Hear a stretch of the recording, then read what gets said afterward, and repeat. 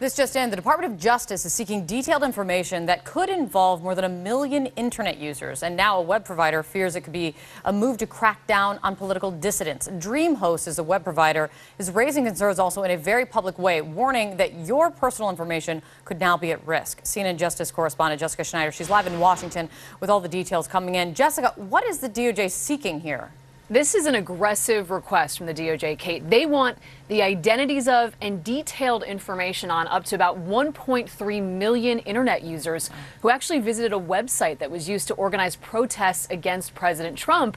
And now, like you said, that web hosting site that they're seeking all the information from, they are sounding the alarm, saying that this is just too much of an overbroad request and that it violates the First Amendment's protection of free speech.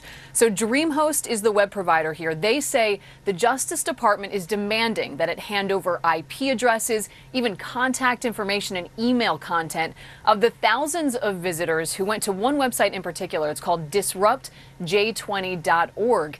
That website organized people from all over the country in protests surrounding Inauguration Day.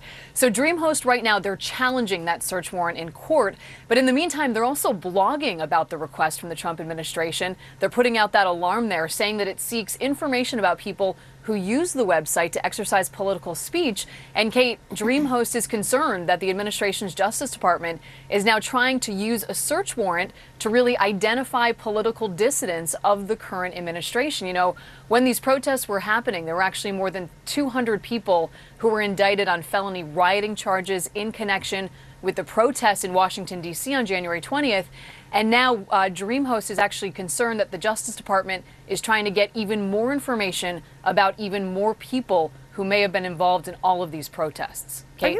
Are you getting a sense, Jessica, how unusual this type of request is to come from the Justice Department? Well, that's part of the pushback from DreamHost right now, because they even put on their blog, they said, look, we regularly respond to requests from federal authorities, even state authorities, looking for information on IP address when it comes to criminal matters, right. You know, sex offender cases right. or child pornography. However, they say in this case, the search warrant is so overbroad, it's untargeted, and DreamHost worries that just by asking for anyone who visited this website, that the Justice Department may be trying to chill free speech and going after anybody who actually went to that website, whether or not they showed up at these protests or not. So really, they're arguing that, okay, we usually comply with criminal requests in this manner, but this just goes way too far and kind of crosses the line here. That's their argument, Kate.